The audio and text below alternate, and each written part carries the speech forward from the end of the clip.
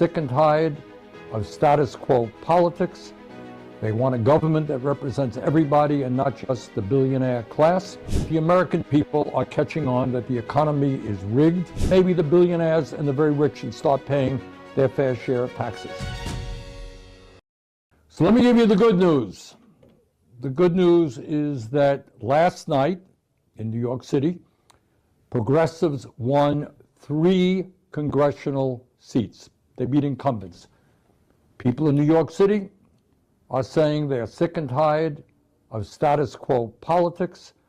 They want a government that represents everybody and not just the billionaire class.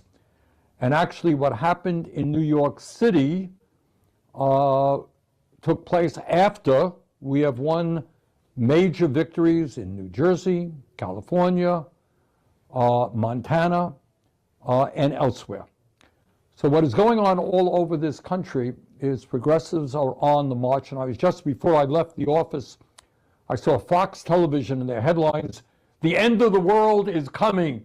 Progressives are winning elections. Socialism is taking over the world." Real panic. So the good news is that the American people are catching on that the economy is rigged, that the very rich are getting richer while most of you are struggling to put food on the table, pay rent, pay mortgage, fill up your gas tanks. You're worried about the future that your kids have. You're worried about climate change.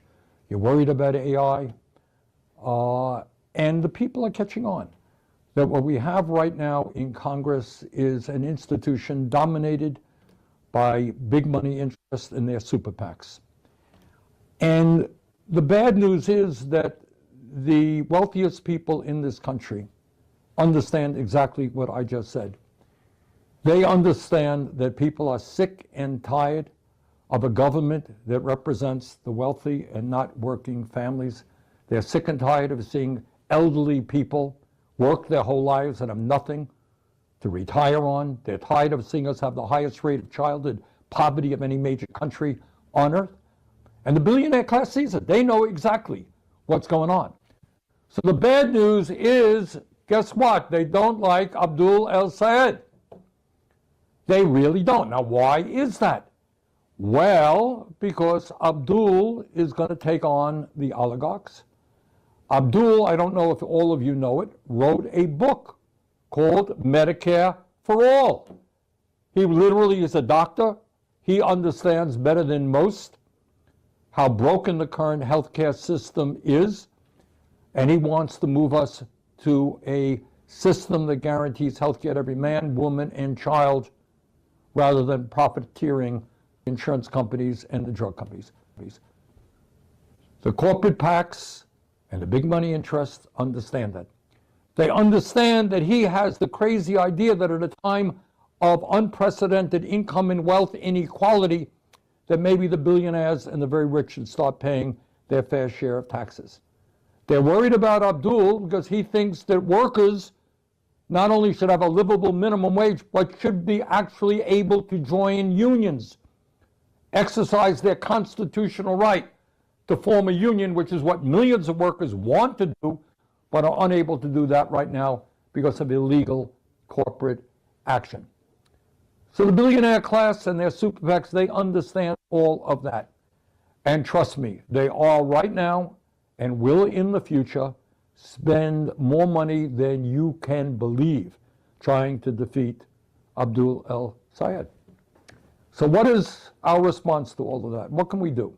Well, we can help Abdul financially, and I know many of you have, and will continue to try to do that. But let's be honest, they will always have more money than we do.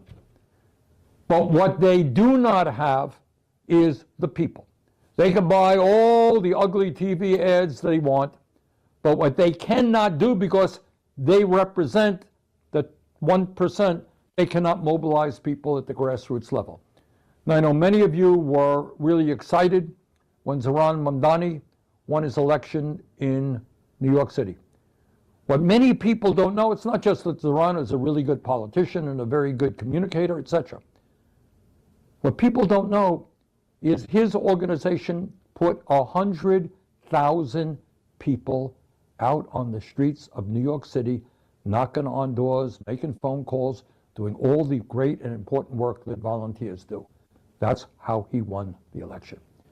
And that's how Abdul is going to win the election. He's not going to outspend his opponents. So what the purpose of tonight is about is not complicated. If Abdul is going to win, he needs a strong grassroots movement, and the campaign has already developed that. They're doing great right now. But they need to do better, and they need your help. They need you to jump into this campaign and work in any way possible by knocking on doors, doing all the things that volunteers do. So that's the purpose of this event tonight. Abdul is a great candidate, and we desperately need him in the United States Senate. And if we get him, and if we get Peggy Flanagan, if we get Graham Plattner, trust me, the United States Senate will be a very, very different institution. Okay? So my plea to all of you tonight here in Michigan, do everything you can to elect a really good candidate. He needs your help. And we're all in this. Let's be precise about what was just said. And more importantly, let's be precise about what the numbers behind it actually mean. Bernie Sanders did not come to this podium with a theory. He came with a record, a documented, publicly available, independently verified record of what is happening to working families in this country right now, while the people making the decisions about their lives are getting richer at a rate that has no historical precedent in American history. Start with the most basic fact on the table. The economy is growing. The stock market has recovered. Corporate profits are at record highs. And yet, the cost of groceries is up. The cost of housing is up. The cost of healthcare is up. The cost of gas is up. The cost of childcare is up. Elder care is up.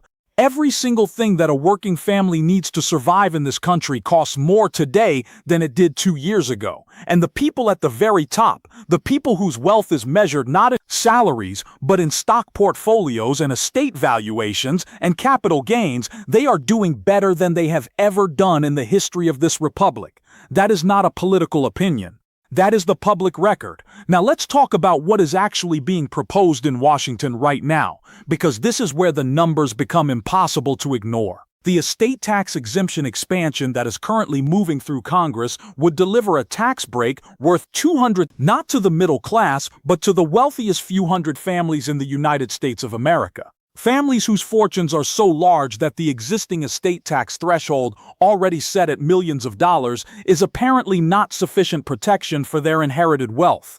To pay for that $235 billion giveaway, the bill cuts Medicaid, it cuts the Affordable Care Act, it strips health care from Americans who cannot afford to replace it through the private market. The Congressional Budget Office scored this bill. The Penn-Wharton budget model scored this bill. The Yale Budget Lab scored this bill. 3 independent, nonpartisan institutions, not Democratic activists, not progressive commentators, but credentialed budget analysts whose job is to follow the numbers wherever they lead, all reached the same conclusion. Between 11 and 16 million Americans will lose their health insurance if this bill becomes law.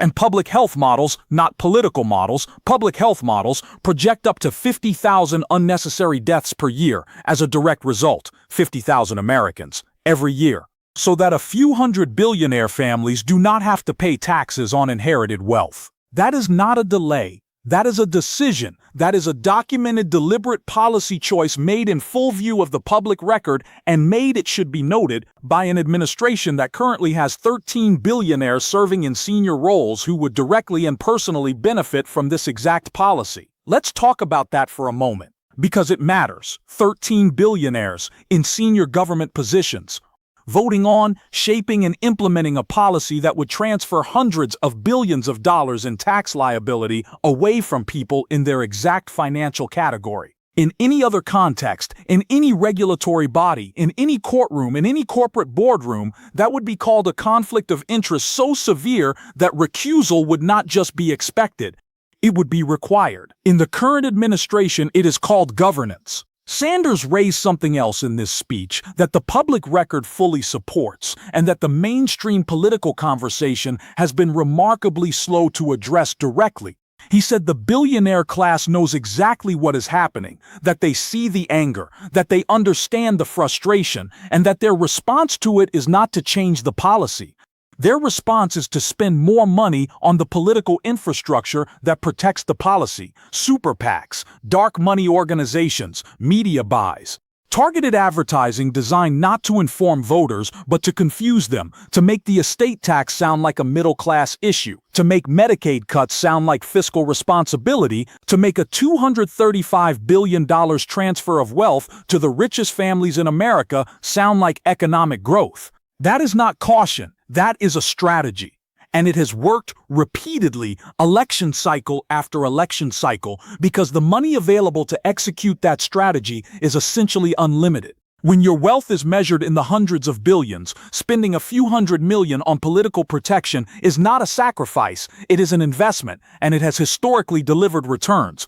But here is what the 2025 and 2026 election results are beginning to suggest. And this is the part of Sanders' speech that the political establishment on both sides has been slowest to reckon with. The grassroots is catching up, not in money, never in money, but in organization, in turnout, in the kind of sustained, door-to-door, phone banking, neighbor-to-neighbor political infrastructure that no amount of television advertising can fully replace. New Jersey, California, Montana, and now New York City, where 3 progressive candidates defeated incumbents in a single night. These are not isolated results. They are a pattern. And patterns in democratic politics have consequences. The billionaire class understands this too, which is why the spending will increase, which is why the messaging will intensify, which is why every tool available to concentrated wealth, including the regulatory apparatus, the tax enforcement system, and the media landscape, will be directed at containing what is beginning to look like a genuine political realignment.